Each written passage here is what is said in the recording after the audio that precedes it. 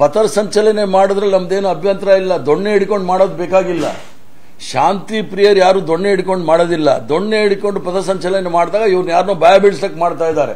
ಆ ತರ ದೊಣ್ಣೆ ಹಿಡ್ಕೊಂಡು ಮಾಡಬೇಕಂದ್ರೆ ಪಾಕಿಸ್ತಾನದಲ್ಲಿ ಮತ್ತು ಚೈನಾ ಬಾರ್ಡರ್ ಅಲ್ಲಿ ಮಾಡಿ. ಯಾಕೆ ಅನ್ರಿಜಿಸ್ಟರ್ಡ್ ಅಂದ್ರೆ? ರಿಜಿಸ್ಟರ್ಡ್ ಅಂದ್ರೆ ನಾಳೆ ದಿವಸ ಏನಾದರೂ ಆಗಬಾರದು ಘಟನೆಗಳು ನಡೆದೋಯ್ತು ಅನ್ಕೊಳ್ಳಿ, ಆಗ ಯಾರನ್ನು ಜವಾಬ್ದಾರಿ ಮಾಡ್ತೀರಿ? ಆವಾಗ FIR ಅಲ್ಲಿ ಏನಾಗುತ್ತೆ?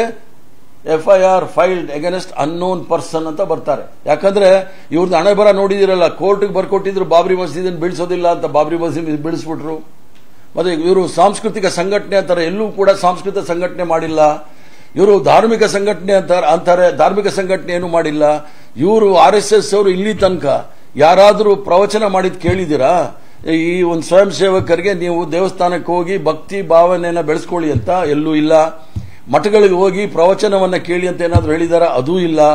ಇವ್ರು ಹೇಳ್ಕೊಟ್ಟಿರೋದು ಏನು ಅಂದ್ರೆ, ಗಣೇಶ ಅಣ್ಣಮ್ಮ ಮಾರಮ್ಮದ್ದು ಹಬ್ಬ ಆಗುವ ಸಂದರ್ಭದಲ್ಲಿ DJ ತೆಗೆದುಕೊಂಡ್ಬಂದು ಎಣ್ಣೆ ಹಾಕೊಂಡು ಮಸೀದಿ ಮುಂದೆ ಡ್ಯಾನ್ಸ್ ಆಡು, ಚರ್ಚ್ ಮುಂದೆ ಡ್ಯಾನ್ಸ್ ಆಡು ಅನ್ನೋದು ಹೇಳ್ಕೊಂಡಿದ್ದಾರೆ. ಇದು ಧರ್ಮ ಅಲ್ಲ. ಆದ್ರಿಂದ ಇವರು ಎಲ್ಲೋದ್ರೂ ಸಹ ಪ್ರಚೋದನಕಾರಿ ಕೆಲಸಗಳು ಮಾಡ್ತಕ್ಕಂಥದ್ದು ನಾವು ನೋಡ್ತಾ ಇರ್ತಕ್ಕಂಥದ್ದು ನೋಡಿದೀವಿ. ಯಾಕಂದ್ರೆ ದೇಶಭಕ್ತಿ ಅಂದ್ರೆ ಏನು?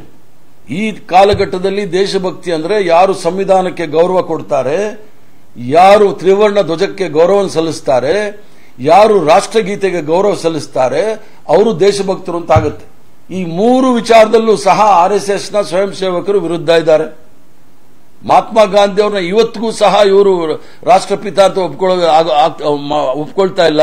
ಆದ್ರಿಂದ ಇವರು ಮಾಡ್ತಕ್ಕಂಥದ್ದು ಕಾನೂನು ಬಾಹಿರವಾದಂತ ಕೆಲಸ ಅಂತೇಳಿ ನಾನು ಹೇಳಲಿಕ್ಕೆ ಇಚ್ಛೆ ಬೀಳ್ತಾನೆ. ಕಾನೂನು ಬಾಹಿರವಾದ ಕೆಲಸ.